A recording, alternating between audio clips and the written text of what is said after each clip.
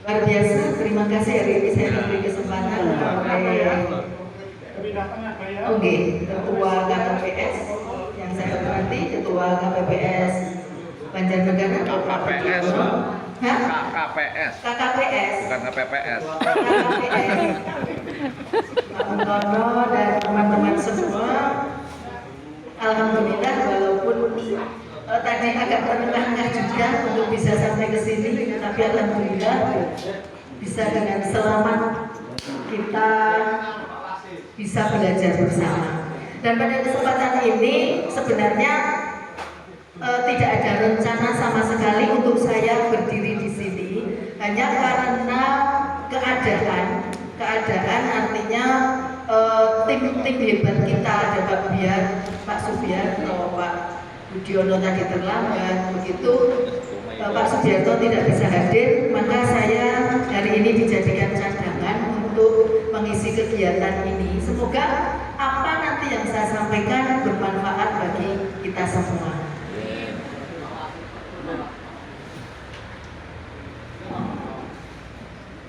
Bapak Ibu, perlu kami sampaikan bahwa sekolah-sekolah yang menerima bos kinerja itu sudah melaksanakan diklat untuk pembelajaran mendalam dan juga KAA, coding dan kecerdasan artifisial.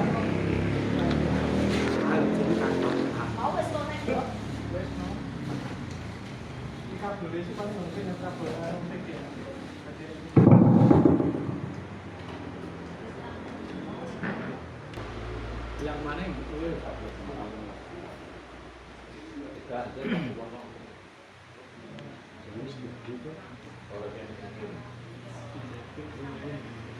Nah, karena tidak semua sekolah diberi kesempatan untuk itu, maka nanti tugas Bapak Ibu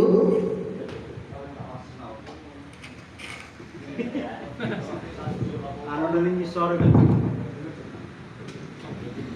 tarik anu terus tarik.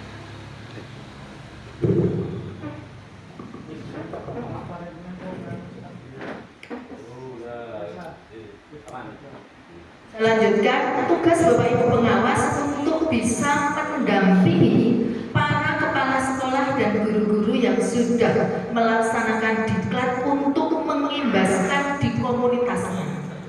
Komunitasnya itu siapa? Bisa komunitas sekolah, biar komunitas Dabin, komunitas gugus maupun komunitas KKG ataupun K3S, sehingga nanti pada akhirnya semua akan mendapatkan materi itu, walaupun biasanya semakin panjang jalannya itu materinya ya semakin sedikit begitu. Nah, bagaimana kita bisa mendampingi, paling tidak bagaimana kita bisa menjelaskan kepada teman-teman guru atau kepala sekolah jika ada pertanyaan, maka kita tentu saja harus mengetahui dan memahami apa itu pembelajaran mendalam. Namun Bapak Ibu, insya Allah kalau materi kita hari ini adalah tentang pola pikir bertumbuh, dan nanti kalau waktunya masih tentang kerangka pembelajaran, itu antara kepala sekolah dan guru materinya masih sama. Tetapi nanti di akhir-akhir mungkin materi kepala sekolah oleh Pak Subiarto, materi guru oleh saya gitu. Karena pada saat seleksi memang saya dan Pak Subiarto mengambil yang berbeda. Saya mengambil guru, Pak Subiarto mengambil kepala sekolah. Jadi alhamdulillah masing-masing di KKPS ini sudah lengkap, ada 2. Nah, Bapak Ibu, mengapa materi pola pikir bertumbuh ini harus kita ketahui? Karena Bapak Ibu, kita selaku pengawas itu harus mampu berpikir untuk selalu mengembangkan diri. Jangan sampai kita selalu ada di zona nyaman. Weslah cukup koyo iki wae. Begitu. Maka pola pikir bertumbuh ini akan menjadi pembahasan kita bersama. Nanti kalau Bapak Ibu pengawas ada gurunya yang mengatakan sekarang kita harus PPB, sekarang kita tidak boleh PPT. Nah Bapak Ibu wes ora bingung. Apa Bapak Ibu PPB? Pola pikir bertumbuh. Apa PPT?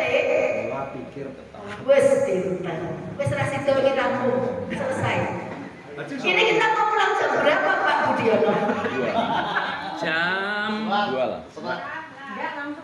Keempat lah ya. Keempat. Dua. Enggak, maksudnya saya bisa memilih waktu gitu. Kalau saya diberi waktu. Apa jam 2 atau setengah 2 gitu. Dua. Oke, seperti apa Bapak Ibu pola pikir itu? Jadi nanti kalau ada guru yang mengatakan sekarang saya sudah PPB Bapak, sudah paham kita. Oh maksudnya pola pikir bertumbuh. Saya jangan berpikir PPT lagi. PPT itu bukan PowerPoint, tetapi pola pikir kita. Kita akan lihat Bapak Ibu. Nah, ini tugas-tugas yang kemarin sebenarnya kami berikan kepada teman-teman yang di kelas. Tapi mohon maaf, nanti Bapak Ibu tidak akan saya beri presentasinya, karena ini menjadi rahasia kami. Itu iya. Nanti kalau ini udah, maka udah semuanya. Karena nanti di tahap 2 kami masih bekerja. Semoga nanti masih ada tahap 3 bekerja lagi. Kalau tahap 3 itu kita bagi sekolah-sekolah reguler, bos reguler, jadi tidak banyak. Kalau SD itu hanya 15. Kalau SD yang bos ini itu sekitar 150-an. Sing kuat, sing gede menang.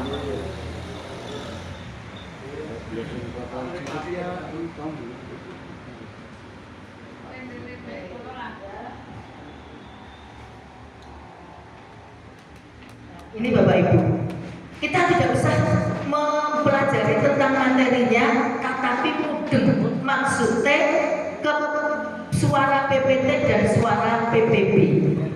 Kalau misalnya seperti ini,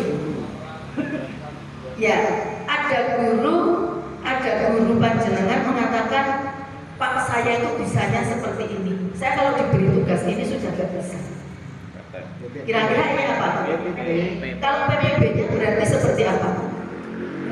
Kita hanya jawab biar kita otaknya juga bekerja. PPB-nya seperti apa kira-kira? Saya akan berusaha untuk mengerjakan ini dengan baik. Biasa di luar. Luar biasa. Betul sekali Bu Panijun. Saya akan berusaha mengerjakan ini sekuat tenaga saya. Sebisa saya. Semampu Saya saya yakin bahwa saya Bisa. itu suara-suara jadi Bapak Ibu kalau kita melihat ke situ nanti ya biar Bapak Ibu lebih mudah memahami sebenarnya nah ini sebenarnya tugas-tugas kami yang kemarin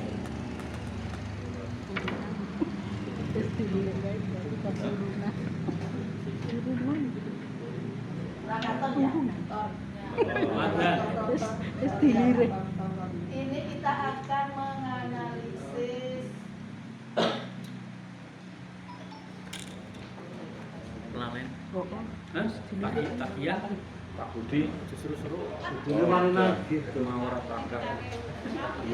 Ini baik. Makan ya terakhir. Hari Cemiru. Lali. Oh jiwa dia.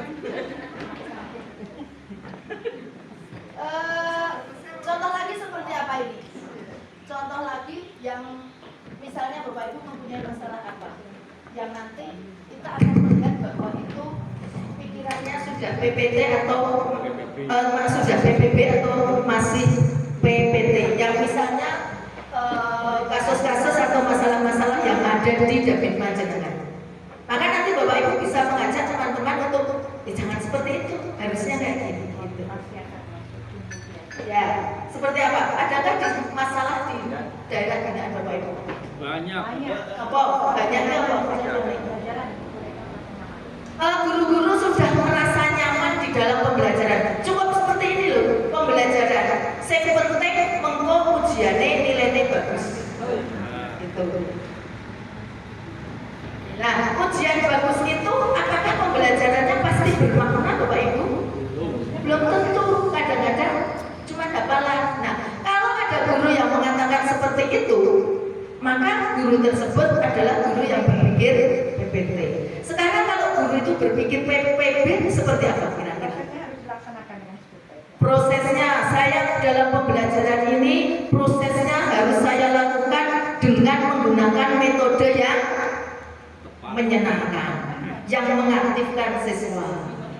harus inovatif, betul. Kalau Bapak Ibu, sekarang Bapak Ibu sendiri, apakah Bapak Ibu sudah merasakan bahwa Bapak Ibu ini sudah mempunyai pemikiran PPP?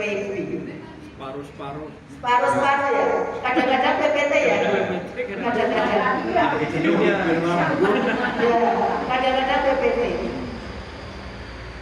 Nah, Bapak Ibu, sekarang kita baru belajar. Itu sebenarnya kita sudah PPP sebenarnya. Iya, mau belajar, mau mengikuti tentang pembelajaran mendalam, tidak seperti ini. Apa kuwi pembelajaran mendalam? Kalau biyen ya pembelajaran kaya kuwi, mengko ganti jeneng. Nah, misalnya itu PPT, tapi saya yakin kalau di sini tidak ada.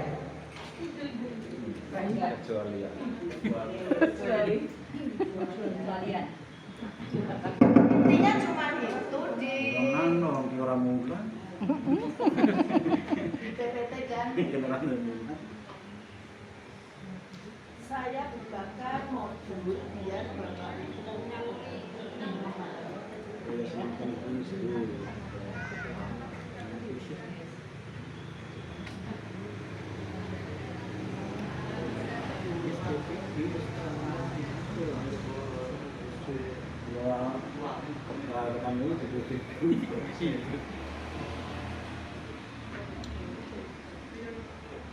saya bukakan modul ya Bapak Ibu. Memahami nanti dengan ini kan Bapak Ibu menjadi. Kenapa sepertinya saya tidak siap Bapak Ibu? Ya betul, saya tidak siap karena tadi ditembak. Ya. Nah, ini Pak Menteri mengatakan kalau orang berpikir dengan growth mindset itu pola pikir bertumbuh. Nah, jadi rasa orang bingung apa sih growth mindset? Growth mindset itu bahasa Inggrisnya dari pola pikir bertumbuh. Maka dia yakin masalah sedikit itu jalan keluarnya banyak. Jadi balik tadi ya. Ya, orang-orang yang PPP ada masalah jalan keluarnya banyak. Tapi orang-orang yang PPT Masalah banyak masalah, satu solusi. Oh, banyak masalah tapi tidak ada solusi. Itu PPT. Oke ya, karena itu jangan menyerah, jangan putus asa, yakinlah ada jalan. Nah, pola pikir itu adalah segalanya Bapak Ibu. Jadi kita mau maju, kita mau pinter, kita mau beraktivitas, itu dari pola pikir kita. Ya, kenapa? Karena pola pikir itu mendikte tindakan kita. Pola pikir itu mendikte tindakan kita. Ya, kalau seseorang yang PPP, wah itu mesti aku kudu ngene, aku kudu ngene, aku kudu ngene gitu. Oke, nah pola pikir mendikte tindakan yang pada akhirnya akan menentukan hasil.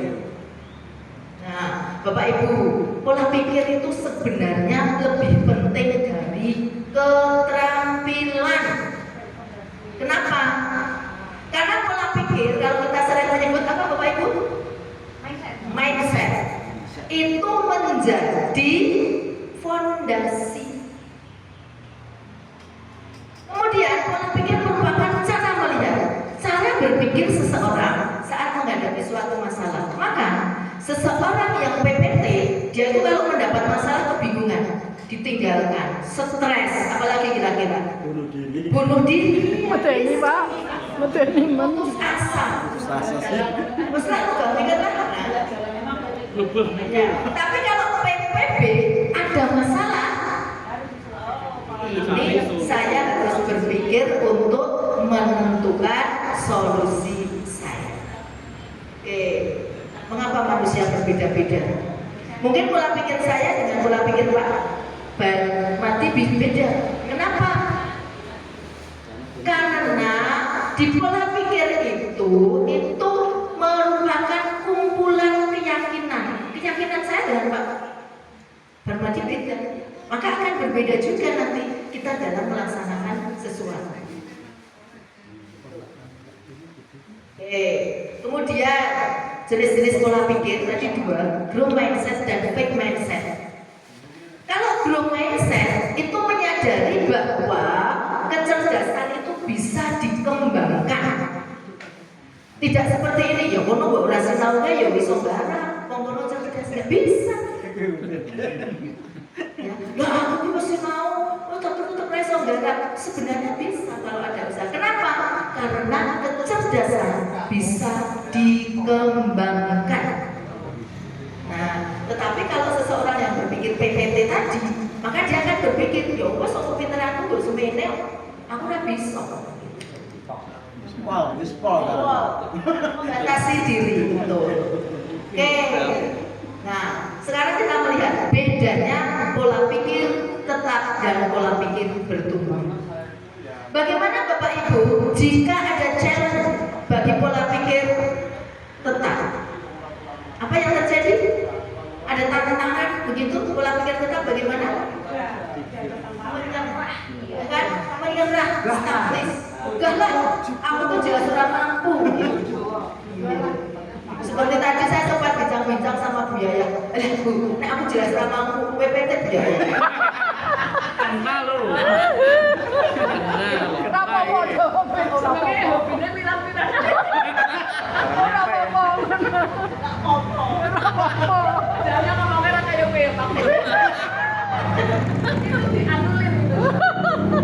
Kemudian seseorang yang PPB itu akan terima ini tantangan. Justru saya menjadi lebih semangat ada tantangan seperti ini. Nah, kalau saya mencontohkan ya, kalau saya ini PPB apa enggak ya? Nah, orang pendaftaran apa mungkin daftar kan Pak? Karena saya PPB, karena kuliahnya bener Bu, ngono kuwi bae Bu. Ya, itu gara-gara kita bercerita tentang apa Pak? Saya dengan biaya pengawas keselamatan tunjangan apa namanya itu TPP. Pengawas keselamatan TPP ini jadi benar-benar pendaftar. Koper sih. Liane ra koper. Ya, kadang di samping mendapatkan ilmu tentu mendapatkan hal-hal lain yang di luar prediksi kita. Maka bohong kalau dikatakan saya hanya ilmu. Ada penghasilan lain. Kemudian bagaimana bila ada obsesi ya, obsesi itu dia akan menyerah seorang PPT. Tetapi kita pasti akan bertahan. Bagaimana bila ada effort? Dianggap ini sebagai hal-hal yang mubazir. Bagaimana ini? Nah, bagaimana kalau kita ini sebagai peluang? Bagaimana jika ada kritikan? Nah, kalau orang PPT dia akan menganggap serangan ini. Dia nggak suka sama saya ini. Gitu. Tapi kita yang PPB, terima kasih. Ini akan menjadi informasi yang berarti untuk perbaikan saya ke depannya. Bagaimana jika ada orang yang sukses? Orang lain sukses ini, sukses order. Nah, bagi PPT bagaimana? Iri, betul. Iri. Ancaman ini wah kalau musuh ini nanti nyumpain. Tapi kita yang PPB, alhamdulillah bisa menjadi inspirasi. Oke. Bisa menjadi inspirasi. Nah ini Bapak Ibu. Suara PPT dan suara PPB. PPT dulu. Kalau saya gagal berarti saya tidak mampu. Ya kalau PPB mencoba lagi. Kalau PPT-nya saya akan menolak saat menerima tugas yang belum pernah saya kerjakan sebab resiko untuk gagal itu besar. Nah, kalau kita bagaimana? Saya akan menerima pekerjaan apapun, sebenarnya saya tidak mampu. Ya, hari ini saya berdiri di depan Bapak Ibu, wah berdek karuan sebenarnya. Deg-degan, jantung saya berdetak ini. Jajal loh, ini.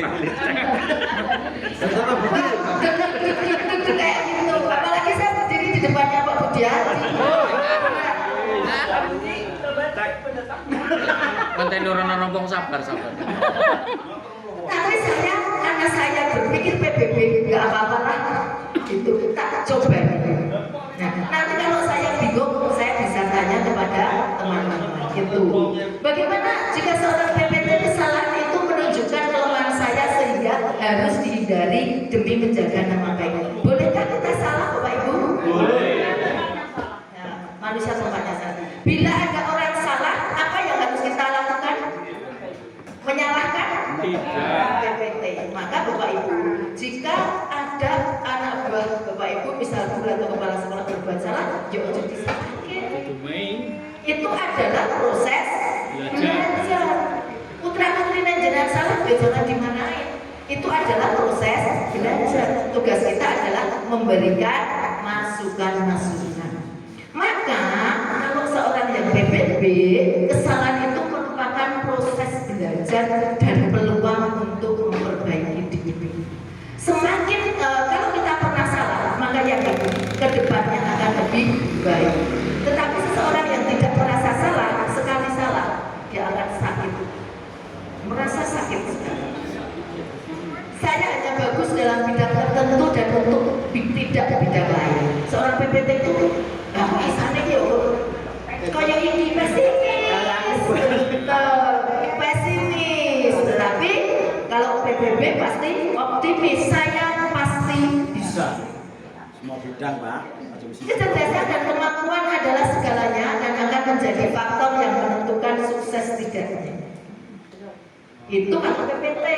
Kalau PPT itu semua berpacu bahwa kecerdasan itu bawaan dari lahir yang akan menentukan kesuksesan seseorang. Padahal tidak. Bisa bertumbuh tadi. Padahal tidak. Kembang bertumbuh. Apa? Belajar dan berusaha. Faktor. Tuh ya, Bapak Ibu. Tadi kan saya di awal tadi persepsi. Ternyata bos mudeng tidak usah belajar ini, tapi paling tidak jika kita ditanya kepada oleh guru-guru kita bisa menjawab. Nanti kalau ditanya oleh kepala sekolah, jangan tanyanya sama Pak Su. Jangan terlalu lama sudah mendung. Jam 2 ya. PPT apa PPB? Menurut saya kembalikan. Menurut Pak Budi apa? Menurut Pak Budi apa? Oh, display lah. PPT. PPT. Pak Budi PPT atau PPB?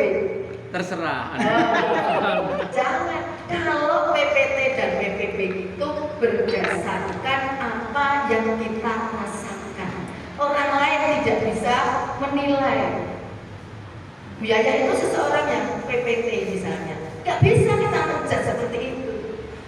Padahal yang merasakan itu adalah dirinya sendiri. Saya akan berusaha.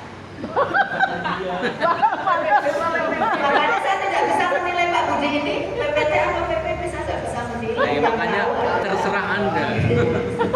Iya. Nah, Bapak Ibu, 4 intervensi agar anak didik kita atau pola pikir kita itu menjadi PPB. Yang pertama, saat melihat ada murid yang mau menyerah, ketika menemui tantangan atau kesulitan, segera dorong untuk mencoba lagi. Pada saat murid mencoba lagi, segera beri ujian proses. Nah ini Bapak Ibu, beri ujian proses, bukan ujian keterampilan atau hasil. Jadi seperti ini, ujian proses ini, kamu memang anak pintar, nggak boleh. Kamu kan luar biasa boleh. Tidak boleh seperti itu memujinya. Karena apa? Kalau dipuji seperti itu anak, pokoknya gimana bos pintar. Tidak ada tantangan. Maka memujinya, kamu bisa lebih dari ini. Kamu bisa lebih dari Lebih baik lebih. Kamu bisa lebih dari ini. Misalnya guru menggunakan metode itu sudah bagus, sesuai satu metode. Maka kita memberikan masukan pada guru. Ibu bapak atau ibu guru pasti bisa menemukan atau menggunakan metode lain yang lebih menantang. Aku bisa lebih baik dari Anda. Jelas Sombong. dong. Sombong. Kalau itu saya mengakui. Sombong namanya. Ya. Itu Budi, kita kepada kamu kemarin ibunya mau ngomongin aja. Mani apa? Lalu jelaskan kepada murid tersebut tentang PPT dan PPB, perbedaan utamanya pada saat menghadapi tantangan, dan yang terakhir, jelaskan kepada murid bahwa berbuat salah merupakan cara otak untuk belajar. Jadi kesimpulannya salah boleh. Ya, karena belajar itu sebenarnya kan dari kesalahan. Nah, yang ini tadi Pak Budi saya sampaikan. Ujian pribadi dan ujian proses. Sebaiknya adalah ujian proses. Cara guru memberi ujian atau kritik juga menjadi faktor yang sangat menentukan tipe pola pikir yang akan terbentuk pada muridnya. Contoh, kamu pasti pintar. Ini adalah ujian pribadi. Sebaiknya saya yakin kamu sudah bekerja keras. Nanti terhadap putra-putri kita sendiri juga seperti itu Bapak Ibu. Jadi ilmu yang kita dapatkan tidak hanya untuk orang lain, tetapi justru untuk keluarga kita yang lebih Hanya proses tapi tujuan. Nah ini beda nih.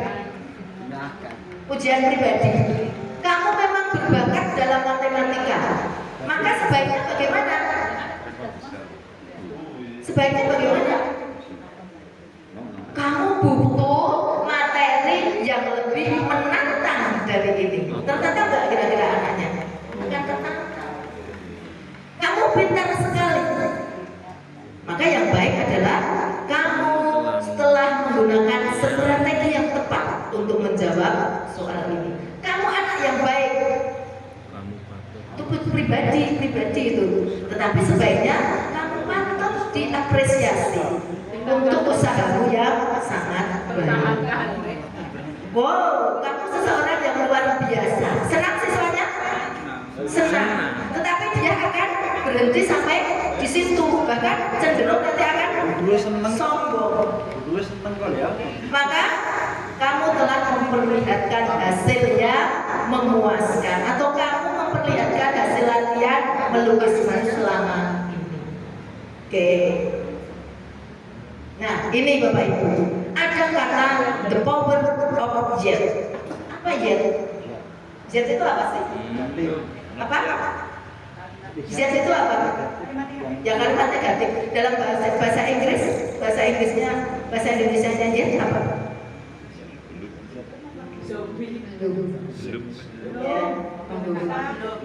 Nah, tidak menggunakan kata tidak, tetapi menggunakan kata belum, sehingga ada kata-kata. Kalau tidak itu sudah selesai.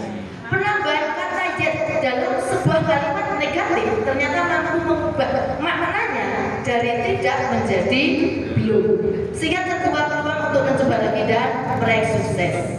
I can do this. Z bukan kan ya, tetapi Z.